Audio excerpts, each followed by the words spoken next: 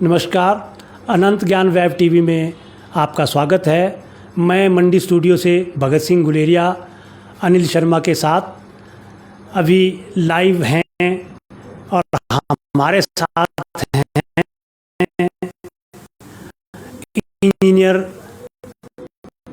जो कि पुणे हिमाचल प्रदेश फेडरेशन के अध्यक्ष रहे हैं, साथ ही कांग्रेस पार्टी के राज्य स्तर पर सचिव रहे हैं और पंचायती राज संस्थाओं में ये जो हैं पंचायती राज संस्थाओं में जो पंचायत समिति है उसमें अध्यक्ष रहे हैं।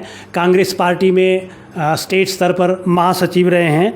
इनसे हम बातचीत करेंगे कुछ सांगठनिक मसलों पर, कुछ पार्टी के मसलों पर, कुछ जो है वो जो मिल्क फेडरेशन है उसकी कार्यपद्धति को लेकर।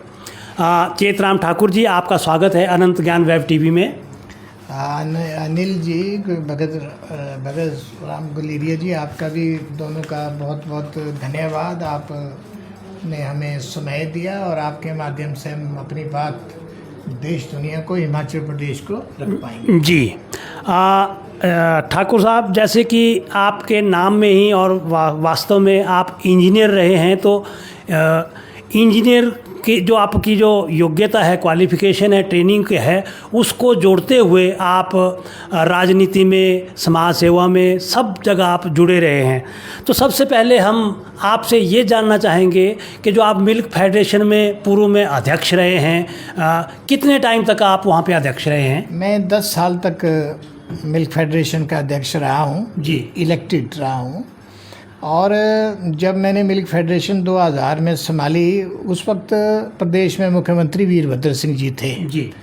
और तब जो मिल्क फेडरेशन की जो हालात थी जी, वो लगभग क्लोजर की तरफ थी, क्लोजिंग पॉइंट था उसका। मतलब मिल्क फेडरेशन उस वक्त ठीक हालत में नहीं था, बहुत जब आपने कार्यभार संभाला? ठीक नहीं, बल्कि बहुत ही दयनीय स्थिति में आप कह सकते हैं जी। बल्कि इसको क्लोज करने के बारे में पेपर मूवमेंट चल पड़ी थी जी जी। और मुश्किल से 8-10 हज़ार लीटर दूध पूरे प्रदेश में प्रतिदिन इकट्ठे होता था। अच्छा। और रेट भी 2-4 रुपये के करीब होता था, और वो भी 6-6 महीने में पैसे मिलते नहीं थे। और ये कब की बात है? 2003 की जी। और जब मैंने मिल्क फेडरेशन का कार्यक्रम देखा, मुझे मिल्क फेडरेशन के बारे में कोई जानकारी नहीं थी कि दूध होता क्या है, कैसे ये होता है जी जी। 3 महीने मुझे इसको स्टडी करने में लगे। हाँ जी। तो मैंने ये चीज़ समझी कि ये दूध मुझे कैसा इसको बढ़ाना है और इसमें क्या संशोधन करने हैं, उस दिशा में मैंने काम किया। और मुझे इस बात की प्रसन्नता है कि जो हमने उस टाइम के जो लिए हुए फैसले हैं, हाँ जी, उसमें मिल्क फेडरेशन दौड़ी नहीं, बल्कि बहुत तेज़ी के साथ दौड़ी। मतलब ये है जो जिसको बंद करने के कगार पर मैं मिल्क फेडरेशन थी, उसको आपने पटड़ी पे लाया। एग्जैक्टली उसको हमने पटड़ी पर लाया और उसके लिए कम कोशिश नहीं की। मेरा जो पूरा बोर्ड था, हाँ जी, उसमें IAS भी थे मेरे। मेरे जो मिल्क फेडरेशन के मैनेजिंग डायरेक्टर थे, कई डायरेक्टर MD रहे। तो उसमें हमारे जो MLA आज के जो जीतराम कटवाल जी, ये मेरे MD रहे हुए हैं।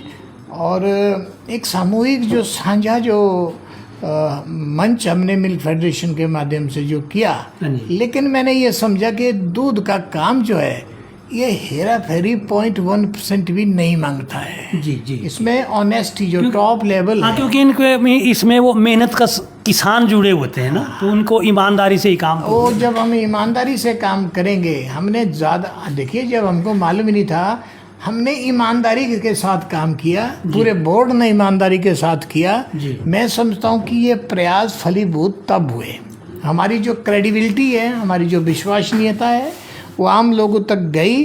और 1 लाख लीटर, 1,10,000 से 10,000 से था, तो 1 लाख लीटर जो किया ये। अच्छा, हाँ, तो ये बहुत बड़ा, तो बहुत ज़्यादा वो किया, और बहुत बड़ा। और डाइवर्सिफिकेशन मिल्क इसके जो कारोबार में हमने जो उसमें क्या क्या किया था उसमें आपने? हमने बिस्किट बनाए, जी। पंजीरी बनाई जी। और अलग किस्म के जो आंगनबाड़ी को जो मटेरियल जाता था सरकार से एग्रीमेंट किया, हाँ जी। उसमें मिलिट्री की दूध की सप्लाई की। अच्छा, अच्छा। ये बहुत बड़े ऐतिहासिक फैसले नहीं तो जिस स्तर पर आपने फेडरेशन को उस वक्त पहुंचाया, तो क्या वो लेवल आगे भी बरकरार रहा कि वो नीचे गया कि अप गया? आज की स्थिति में क्या है? नहीं, वो बरकरार रहा। हाँ जी। क्योंकि पिछले कल ही मेरी जो वर्तमान में जो हमारे माननीय अध्यक्ष हैं बुद्ध सिंह ठाकुर है, कल शाम को मेरी किसी रेफरेंस से बात हुई। जी।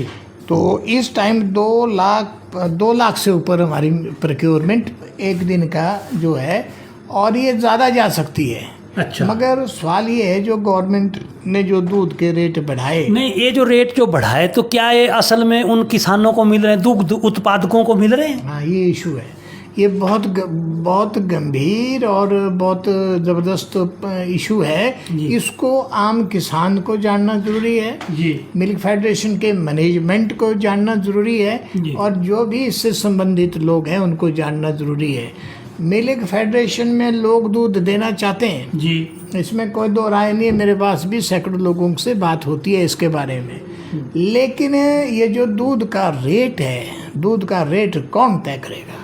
दूध का रेट वो तय करेगा जो जिसमें वहाँ दूध देने वाला और लेने वाला, जी, मीन्स वही तय होता है। सोसाइटी है या कोई चीज़ है, वही होता, वहीं उसकी टेस्टिंग होनी चाहिए। वो होगा दूध का रेट। जी। जी। जी। चाहे वो 50 हो, 60 हो, 50 से ऊपर ही जाना चाहिए आज तो के क्या डेट में। इसको तय कर? लेकिन ये जो टेस्टिंग है, ये जो सब्जेक्ट टेस्टिंग मैंने कहा, जो धरातल में जहाँ पर दूध का रेट तय होना है वो नहीं हो रहा है। कलेक्शन सेंटर पर। कलेक्शन सेंटर कहें आप, सोसाइटी कहें, कलेक्शन तो सेंटर। वहाँ किसकी कमी की वजह से, मतलब? हाँ ये बात है। ये बात ऐसी है कि ये जो सोसाइटियाँ बनी हुई है, ये कोऑपरेटिव सिस्टम में बनी हुई है। जी। जी। अच्छा। और मिल्क फेडरेशन को केवल वहाँ से दूध इकट्ठा करना है। अच्छा, वो सोसाइटी अपने आप में अलग यूनिट है? हाँ, वो सोसाइटी अलग यूनिट है। वो दूध इकट्ठा करेगी तो दूध उत्पादकों का, और वहाँ को जो सेक्रेटरी है या मैनेजमेंट है, उसको हर एक आदमी की टेस्टिंग करनी है। जी। हर एक आदमी की टेस्टिंग करनी है, और हर एक आदमी का जो दूध का रेट है वो अलग होगा। वो वहाँ पर तय होगा? वहीं तय होगा। लेकिन लोग कहते हैं कि चक्कर में होगा, शिमला में होगा, ये कहीं नहीं होगा, ये वहीं पर होगा। वहाँ पर और सीट देनी पड़ेगी वहाँ पर। लोग भाई ये आपका 51 रुपया गया, 50 रुपया गया। मतलब वो हर दिन और हर उत्पादक का अलग अलग रेट होगा। हर दिन जैसे मैं दूध उत्पादन करता हूँ, हाँ। तो आज मेरा रेट अलग होगा, कल अलग हो सकता है। एग्जैक्टली। ये सिस्टम को ठीक करना, मैंने बुद्ध सिंह ठाकुर जी से कल बात हुई है। जी। जी। और उन्होंने इस बात को माना है, और उन्होंने कहा है कि मैं इस संदर्भ में इसमें कदम उठा रहा हूँ। और मैंने उनको कहा है कि अगर कोई मेरे लायक कोई सहयोग हो, आप समझे, तो उन्होंने कहा ज़रूर आपका सहयोग लेंगे। लेकिन ये जब तक ये रेट आम लोगों तक, तब तक इसका फ़ायदा नहीं होगा जब तक प्रॉपर टेस्टिंग नहीं होगी। नंबर 1 ये तो आपने बात बता दी कि वो वहाँ पर दुरुस्तीकरण की जरूरत है। तो और क्या क्या सुधार आज की डेट में मिल्क फेडरेशन में किए जाने चाहिए जो आपको? नहीं, देखिए सबसे बड़ा बात तो ये है कि बड़ा भारी rate, highest rate Himachal Pradesh सरकार ने किया। इस वक्त एवरेज क्या रेट चल रहा है? इस टाइम एवरेज देखिए, कई जगह 35 बोल रहे हैं, कई जगह 30 बोल रहे हैं। अच्छा। एक जंजाड़ी से पीछे जरोल की सोसाइटी है जो हमारे एरिया में है, मैंने कल ही बात वहाँ पर की जी। तो वहाँ का एवरेज रेट 50 रुपया है। अच्छा, 50 रुपया। उस वो जो लड़का है, मैंने दूध की सोसाइटी वहाँ खोली है, उसका नाम सुशील है, मैंने उससे बात कल ही की है, 50 एवरेज आई है। लेकिन मैं ये कहता हूँ, और वहाँ पर 2100 लीटर है पर डे आता है, 2100 लीटर 4 किलोमीटर जंजाली से वहाँ आता है। उसका जो प्रोसीजर है, उसका जो सिस्टम है, उसकी जो टेस्टिंग है वो फेयर है। लेकिन तो इसके अलावा आप और क्या ऐसा सुजेस्ट करेंगे कि मिल्क फेडरेशन में कुछ और सुधार किए जाएं? देखो, सुधार मिल्क फेडरेशन जो चाहे काम कर सकते हैं। हमने उस टाइम पेट्रोल पंप पर फोकस किया, पेट्रोल पंप खोलने चाहिए थे, लेकिन वो उस टाइम कामयाब नहीं हुए। हमारे जो डायरेक्टर थे, ये तरुण श्रीधर जी, वो उन्होंने मुझे राय दी कि उसमें इतना तेल बिकना चाहिए, तो वो नहीं हो पाया। अच्छा। तो हमने फिर डाइवर्सिफिकेशन, अपने जो बिजनेस को, ये दूध का काम ये रातों रात ये नहीं होता है, नंबर 1 ये बड़ी भारी ज़बरदस्त बात है, ये आस्ते आस्ते होता है। अच्छा। 10 कई जगह हमने 4 लीटर से शुरू किया, आज 2000 लीटर है। छतरी में जब हमने शुरू किया तो 16 लीटर दूध था वहाँ, आज वहाँ पर 7-8 हज़ार लीटर है। हाँ, तो बताइए। क्रेडिबिलिटी पर भी सवाल है कि क्या जो सोसाइटी ले रही है, क्या जो वहाँ पर जो ऑर्गेनाइजेशन ले रही है वो ठीक ले रही है, वो हेरा फेरी तो नहीं कर रही है, इंसाफ कर रही है। उस तरीके से दूध का काम फैलता है। तो चलिए, ये तो मिल्क फेडरेशन से संबंधित बात थी, कोई और बात छूटती हो तो वो भी आप जोड़ सकते हैं मिल्क फेडरेशन से। जी, जैसा कि हमने अपने दर्शकों को पहले ही परिचय दिया था कि engineer Chetram Thakur ji milk federation में पूर्व अध्यक्ष रहे हैं। इसके अलावा ये पंचायतों में जो पंचायत समिति हैं उसके चेयरमैन भी रहे हैं। तो अभी क्योंकि पंचायत के चुनाव आने वाले दिनों में होने हैं, तो उस संबंध में अपने इंजीनियर ठाकुर जी अपनी बात रखेंगे। देखो, पंचायतों में भारी बदलाव आया हुआ है जी। महिलाओं का आरक्षण हुआ है, दूसरे लोगों को आरक्षण आया है, हर 5 साल बाद चेंजिंग होती है जी। इसमें जो काम करने की जो क्वालिटी है वो उसमें गिरावट आई हुई है। तो आदमी एक बार बनता है तो उसको मालूम है कि मैंने 5 साल बाद मैं उड़ना ही उड़ना, मैं नहीं बढ़ना दोबारा जी। तो इसलिए उसका फोकस लॉन्ग टर्म टारगेट उसका कोई नहीं रहता है। उसका 5 साल का ही वो है। हाँ, कई तो वैसे ही घरों में ही बैठे, कई उन्हें तो जीरो काम करते हैं, कुछ करते ही नहीं है भाई। वो उनको पता ही नहीं चलता है, साल 1.5 साल और साल 2 साल बाद फिर जब थोड़ा बहुत टर्म और जानते हैं उसके बाद उनका टेन्योर ख़त्म हो जाता है।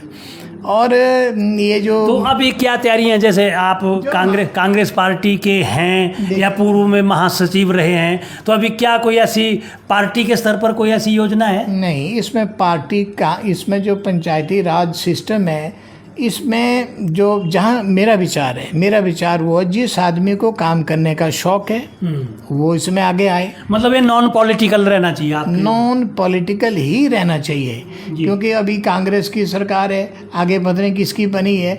पॉलिटिकल लाइज पंचायतों को होना जरूरी भी नहीं है, क्योंकि अभी जो कांग्रेस, जब मनमोहन सिंह जी, सोनिया गांधी जी के टाइम में जो ये मनरेगा एक्ट आया हुआ है, यही ठीक ढंग से लागू नहीं हो रहा है, जिसमें 100, 110 या 20 दिन का जो काम दिया जाता है ये लागू नहीं होता है।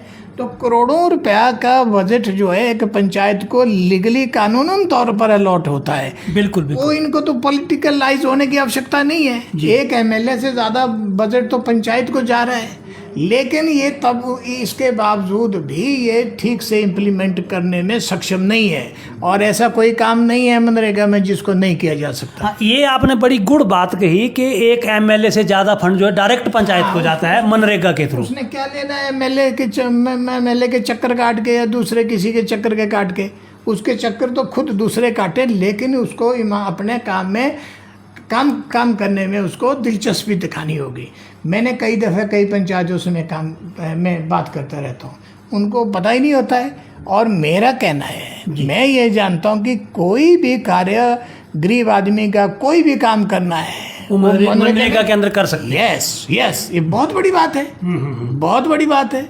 अभी पिछली बार डिजास्टर हुआ हमारे एरिया में, और सबसे ज़्यादा आप सराज एरिया से संबंध रखते हैं, तो डिजास्टर पर भी हुआ। तो सबसे ज़्यादा हमारे फ्लड हुआ, लेकिन गवर्नमेंट ने एक चिट्ठी निकाली कि 1 लाख रुपया का डंगा, जिसकी ज़मीन गई है, जिसके घर के आगे डंगा, जिसके घर के आगे हुआ है, तो 1 लाख रुपए तुरंत सेक्शन उनको देने का। मतलब मनरेगा का जो है वो आपदा राहत में बड़ा बेनिफिट हुआ। एक थोड़ा नहीं, बहुत ज़्यादा, जो कभी कोई कर ही नहीं सकता था। वो जो है सीधी एप्लीकेशन सेक्रेटरी या बीडीओ को दो, 1 लाख रुपए उसी टाइम मंजूर।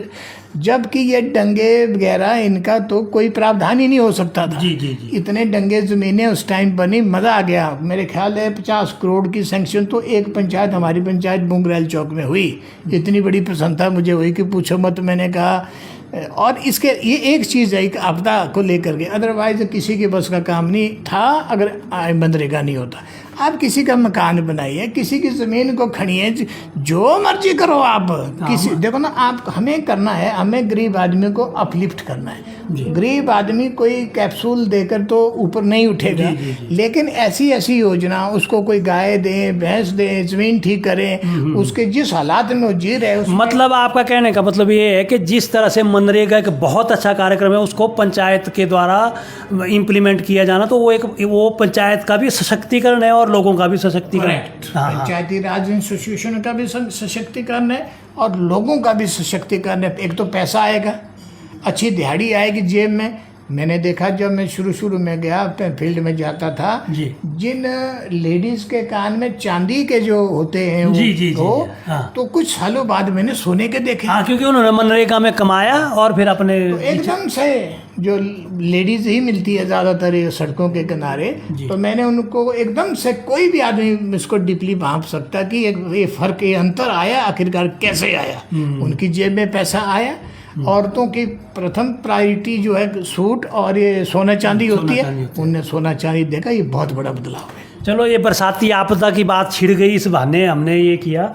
तो जैसे सराज में आपके बहुत ज़्यादा आपदा आई पिछले दिनों, और आपके वहाँ से नेता प्रतिपक्ष और पूर्व मुख्यमंत्री जयराम ठाकुर जी भी हैं, तो वो भी कार्यप्रणाली उनकी भी और आपकी भी।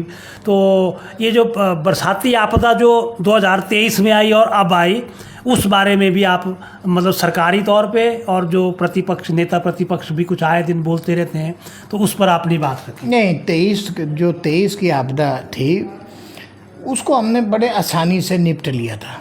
उसमें हमें इतना कष्ट नहीं हुए थे। हमने रोडे बड़ी जल्दी महीने का 2-4 दिनों में उसको पूरा किया था।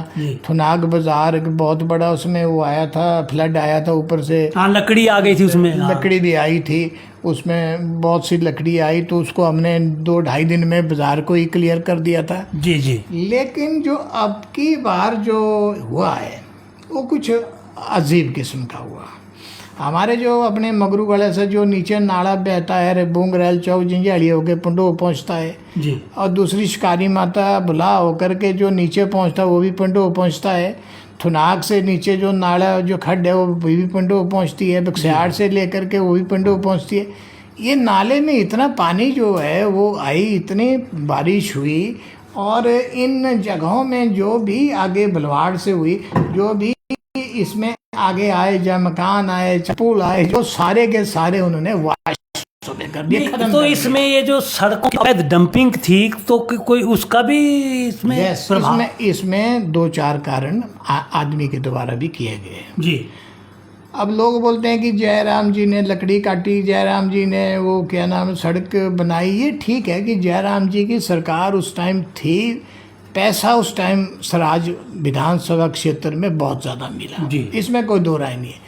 इसमें जो जिन्होंने भी सड़कें बनाई, पीडब्ल्यूडी ने बनाई या और पंचायतों ने बनाई, एक घरों को जो सड़क बना दी, खड़ी सड़क बना दी, लिंक रोड बना दी, लिंक रोड, इतने लिंक रोड बना दिए, जो 5-5 आदमी थे, गांव है, सबको लिंक रोड। मगर जो मिट्टी डाली गई और कहीं उन्होंने फेंक दी। इस पर हमने प्रॉपर जो है ध्यान किसी भी विभाग में नहीं। इसमें अब कसूर आप जयराम का बोलो, किसी का भी बोलो, ये तो महकमे का भी बोलो, उसमें तो कोई होने वाला नहीं है। लेकिन आने वाले समय में ये निश्चित रूप से कहना चाहता हूँ, निवेदन करना चाहता हूँ, पूरे प्रदेश में कहना चाहता हूँ। आज NHI से चंद्रशेखर जी धरने पर बैठे हुए हैं। ऐसे धरने पर बैठने के नौबत ना आए। जो भी काम करना है, जो भी सड़क बनानी है, उसमें तौर तरीके पूरे ये जो नेचर के साथ छेड़छाड़ किए बगैर हमको डेवलपमेंट करनी होगी। आज जयराम ठाकुर जी के टाइम में रेस्ट हाउस बना, रेस्ट हाउस नहीं, ये एक बना नीचे बक्सियाड़ में, एक क्या बोलते हैं उसको, फार्मेसी कॉलेज। हाँ, वो खड्ड में बोलते हैं, खड्ड में बना दिया। वो खड्ड में मिट्टी आ गई 2 बार, वो सड़क इतनी डल गई तो उसको देखते ही डर लग जाता है। एक गाड़ी सुनने का काम कर दिया। तो महकमे जो उस टाइम के जो महकमे क्या वो आंखें बंद करते रहे। ये तो बददुआ देने वाला काम है। जहाँ भलाई करनी थी वहाँ पर बुराई हो गई, खड्ड में बना दिया, गलत बात हो गई जी। अब इसमें किसको क्या किया जाए तो मुश्किल बात है। करोड़ों रुपया वहाँ पर खर्च हुआ। अब जयराम जी को ये 24 घंटे गाड़ी देना, ये भी इससे भी कोई हल होने वाला नहीं है। मगर आने वाले समय में जो हमें तरक्की करनी चाहिए, अब उसकी बिल्डिंग है STM की मिनी सेक्रेटरीट थुनाग में जी, वो उसके पीछे जो है इतना बड़ा मलबा आ गया, वो अंदर ही घुस गया। तो ये कम से कम वो बिल्डिंग 35 करोड़ की है, वो एक बिल्डिंग। तो वो सारी पब्लिक वहाँ पर बहुत से, मतलब ये है कि जो कंस्ट्रक्शन हुई वो प्रॉपर उसमें 100% नहीं हुई है। दिस इज ए ये जो इंजीनियर्स हैं जी जी। इनका बहुत बड़ा हाथ है, आंखें बंद करके इनने काम किया। तो वो तो अभी केंद्रीय मंत्री ने, गडकरी जी ने भी बोला कि बिल्कुल कुल्लू सही। मनाली की सड़क पर मैं उसका बिल्कुल समर्थन करता हूँ। जो डीपीआर जो इनिशियल स्टेज है, जैसे मैंने दूध का बोला ना बेस, जी जी जी। ये जो डीपीआर भी बेस है, ये घरों में बनाते हैं उसमें सर्च करके, और ये इस किस्म का ये खामी है। ये गडकरी जी का जो बयान है, मैं उसका समर्थन करता हूँ। और जिंजाड़ी में भी एक मिनी सेक्रेटरीट वो बनाया गया हुआ है, उसमें भी नाला ही टूट गया, वो पानी घुस गया उसमें, तो गलत बात है ये। और ये इस इलाके का मैंने बात कही। और इसके अलावा अभी बाली चौकी में जो नुकसान हुआ, वहाँ मकान गए, गाड़क सैन में है, थाची में सड़कें अवरुद्ध है, थाटा गनियार गाड़क सैन, हाँ उस तरफ तो आजकल बड़ा बुरा हाल है। बहुत पहले तो इस एरिया में हुआ, 1.5 महीने हमने पूरा इस महीने में इसमें काम किया। लेकिन ये जो यहाँ से जाना है, बाली चौकी है, अपना शटा था, बहुत प्रॉब्लम है। बहुत मैंने इस विषय को लेकर के माननीय PWD मिनिस्टर से भी बात की, डिप्टी इनसे भी बात की, ENC से, SC से और डिप्टी कमिश्नर से, सभी जितने भी अधिकारी हैं जो इस क्षेत्र में लगे हुए हैं संबंधित, उनसे मैं टच में हूँ। और कांग्रेस पार्टी ने, मैंने स्टार्टिंग में जब ये 30 तारीख को ये आई थी रात को जो बारिश हुई है, पहली को ही हमने जो 38 आदमी जो हमारे क्षेत्र के हैं, जो रिलायबल आदमी है, जो तजर्बा है, जिनको प्रशासन के साथ बात करने का तजर्बा है, कांग्रेस पार्टी, हमने एक नोटिफाई कमेटी की, उनके नंबर लिखे कि इन आदमियों से संपर्क करो जहाँ भी कोई नुकसान हुआ। यूथ कांग्रेस में तरुण ठाकुर की अध्यक्षता में 12 लड़कों की एक कमेटी बनी हुई, वो भी पूरे सराज में मॉनिटर जगह जगह से लिए हुए पदाधिकारी है। महिला कांग्रेस की 12, 38 12 40 10 50, 38 2 50, 38 2 40 10 50 60 62 के करीब जो है जो महिला कांग्रेस है, सेवा दल है, बाकी जो ऑर्गेनाइजेशन है, इनके जो हमने एक्टिविस्ट हर एक इलाके में तैनात की होगी, हमें सूचना देना जहाँ पर भी कोई नुकसान हुआ हो। चलिए, ये आपने पार्टी और संगठन की बात खुद ही छेड़ दी है। जैसे कि हमें मालूम है कि लगभग 40 सालों से आप कांग्रेस पार्टी में हैं और प्रदेश स्तर के महासचिव रहे हैं। तो जैसे पिछले 10 महीनों से प्रदेश के अंदर जो संगठन की, कांग्रेस पार्टी का जो संगठन ही नहीं है, उस पर आपका क्या कहना है? इसके विषय में तो हमारी प्रभारी है रजनी पाटिल, अभी शिमले आई जी, और चीफ मिनिस्टर साहब हैं, सुखू जी हैं, डिप्टी CM है, ऑल मिनिस्ट्री है, ऑल लीडर्स ऑफ द प्रदेश है, सब चिंतित है। मैं तो ऑर्गेनाइजेशन के आदमी 40 साल से हूँ जी। और हालांकि ये मुझे कहना, मैं ये समझ नहीं पा रहा हूँ कि मुझे इसके बारे में कहना चाहिए या नहीं कहना चाहिए, लेकिन मैं ये समझता हूँ कि प्रदेश की अध्यक्षा है जी, हाँ बिल्कुल, लेकिन इसको अपंग कर दिया नहीं, पर उसमें तो विपक्ष ये कहता है ना कि दुल्हा तो है, बारात है नहीं, बारात है नहीं। हाँ हाँ, तो ये है बात, लेकिन अभी ये मैं समझता हूँ कि हाईकमान जो है हमारी, जो भी इस कार्य को करते हैं, जो खड़गे साहब हैं, राहुल जी हैं, प्रियंका जी हैं, और यहाँ की जो रजनी पाटिल है, बहुत ग्राउंड से जुड़ी हुई नेता है जी जी, वो आई हैं कई बार हिमाचल में जी जी। तो इसको, इनकी जो कार्यकारिणी है, प्रतिभा सिंह जी को ठीक है कंटिन्यू, उनका एक बहुत, प्रतिभा सिंह जी से एक फ़ायदा हमारा और है, क्योंकि वीरभद्र सिंह जी के जो फैन हैं, उनको चाहने वाले हर चुनाव हल्के में 100 200 400 हर जगह है जी। प्रतिभा सिंह जी को प्रधान बनाने से कांग्रेस पार्टी को बहुत फ़ायदा होता है जी जी। तो अभी भी वो आज जाते हैं तो 200-400 लोग ऐसे ही हो जाते हैं किसी भी चुनाव हल्के में। और मैं ये समझता हूँ कि उनकी जो डिस्ट्रिक्ट प्रधान है प्रदेश की, इनके फंक्शन जल्दी, इनको हाईकमान से मेरा प्रार्थना है कि जल्दी से जल्दी इस कार्य को कर देना चाहिए, क्योंकि ये बिंदु जो एक तरफ तो भारतीय जनता पार्टी है जो मुख्य जिनसे हमारा मुकाबला है, उन्होंने अपनी टीम तैयार कर दी है, एक्टिविटी जारी है, हमारी थोड़ी कमज़ोर है, तो इसको इस तरफ विशेष ध्यान देने की आवश्यकता है। और ऑर्गेनाइजेशन में ये मैं ज़रूर कहूँगा कि ऑर्गेनाइजेशन में उन्हीं आदमी को रखा जाए जो ऑर्गेनाइजेशन के जानते हैं। बिल्कुल बिल्कुल। इसमें जो अगर कर दिया कि ये मेरा है, ये तेरा है, तो फिर और इससे इसका रिजल्ट भी अच्छे होने वाले नहीं होंगे। ऑर्गेनाइजेशन के आदमी अगर होंगे तो निश्चित रूप से पार्टी को फायदा होगा। तो ठाकुर जी, आप जयराम ठाकुर जी के इलाके से हैं, सराज इलाके से हैं, आप कांग्रेस पार्टी के उम्मीदवार भी रहे हैं। तो इन दिनों नेता प्रतिपक्ष जो है वो यहाँ हिमाचल प्रदेश की आपदा को लेकर के, केंद्र और प्रदेश के रिश्तों को लेकर के कुछ बयानबाजी कर रहे होते हैं, उस पे आपकी आखिरी लाइन। देखो, बात ऐसी है, जो प्रदेश का जो कुछ एक मिनिस्टर वहाँ जाते हैं, हमारे विक्रमादित्य सिंह जाते हैं, वो बहुत अच्छे रिलेशन बना के वहाँ पर आते हैं बातचीत के ज़रिए, और तो क्या करते हैं, तो वो काफ़ी धन वहाँ से लाते हैं। हमारे मुकेश अग्निहोत्री जी हैं, वो वहाँ पर दिल्ली जाते हैं, वो भी अपने विभाग का बहुत अच्छा वहाँ पर इंतजाम, बाकी मिनिस्टर भी जाते हैं। जी। टूरिज्म का लेकर के भी बाली जी कह रहे थे, वो भी काफ़ी पैसा लाए हैं। ये केंद्र की सरकार 5 साल के लिए बनी है, प्रदेश की सरकार भी 5 साल के लिए बनी है। उनके साथ संबंध, अपने स्टेट के हित के लिए संबंध अच्छे बनाना, ये सबकी जिम्मेदारी है। भारतीय जनता पार्टी के नेता प्रतिपक्ष है, एमएलएज हैं, मिनिस्टर्स हैं, गवर्नमेंट है, सबको उनके साथ अपने स्टेट के इंटरेस्ट को देखते हुए जो भी वहाँ से राशि मिलती है उसको सम्मान पूर्वक लाना चाहिए और जनता के लिए खर्च करना चाहिए जी। और जहाँ तक जयराम जी का विपक्ष का, इनका रोल ठीक है, इनका काम जो विपक्ष की भूमिका निभाना है जी। लेकिन विपक्ष की भूमिका इनको वो निभानी चाहिए जिसमें सरकार की कोई कमी है और जिसमें सरकार को संशोधन करना चाहिए जी। और बेफजूल की खिलाफत करना भी ठीक नहीं है, वो भी लोगों को अच्छी नहीं लगती है।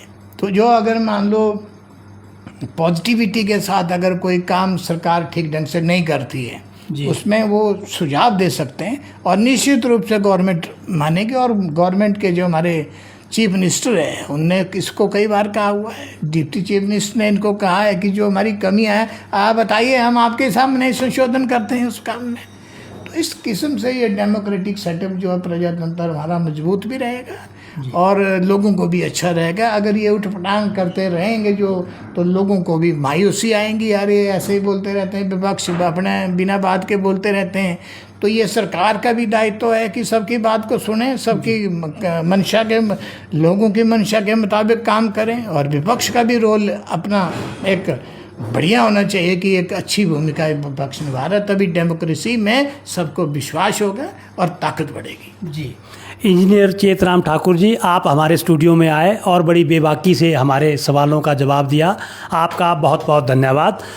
ऐसी ही जानकारी और खबरों के लिए देखते और पढ़ते